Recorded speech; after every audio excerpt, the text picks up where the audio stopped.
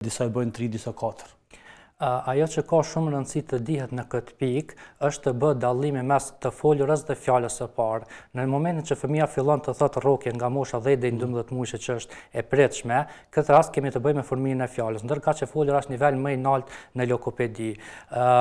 Është do thotë një gjë që ka rëndësi që në moshën 2 vjeçe të bëhet një vizitë tek logopedi thjesht për të parë në qoftë se fëmia e ka arritur këtë stad logopedik për kitazi me moshën, edhe në qoftë se prindërit e shohin se fëmia është tërësisht në rregull dhe nuk e shohin se ka ndonjë problem, është e rekomandueshme. Mirë, po ka rëndësi të dihet se edhe faktori moshë e bën që disa probleme të mos jenë shqetësuese tek fëmia.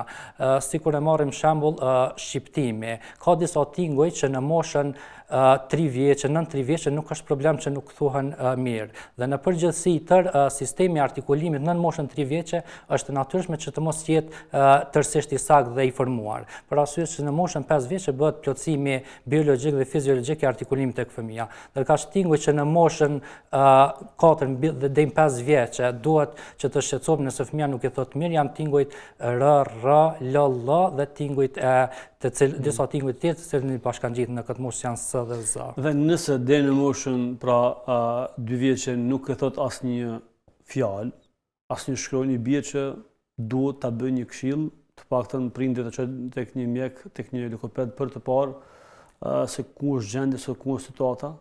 Po, kjo është ajo që duhet që të veprojnë prindërit, për arsye që fëmijët deri në moshën 2 vjeçe kanë shumë nevojë për të shkëmbyer afeksione me nënën e tyre, për të kaluar kohë, për të qenë afër, për të parë zërin, fytyrën e nënës, për të qenë pranë saj. Dhe nëse deri në moshën 2 vjeçe një fëmijë nuk ka asnjë fjalë apo rrokje, apo i ka pas në fillim pastaj ka qëndruar i heshtur, në këtë rast e shohim se kemi nevojë që të marrim mendimin e një logopedi për t'i paraprirë problemet dhe për të mos e lënë që të rritë më shumë. Për fëmijët që kanë problem në shqiptimin e shkronjave, si mund t'i ndihmojmë? Po them si mund t'i ndihmojmë të gjithë.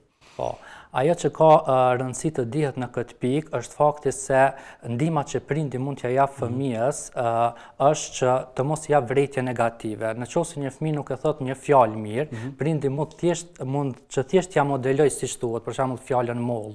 Thjesht ja thot sakt moll, nuk i thot thuaje, as nuk i jap vërejtje negative, nuk e the herën e kaluar e ke thënë më mirë, tash nuk po të kuptojmë, ose dash më kesh mi bëm rola me ngritorën e zërit, nga se kjo shkakton vetëm më shumë pengesa të fëmijët që në tartëmën mund të shfaqet problemi i mosrjetëshmërisë.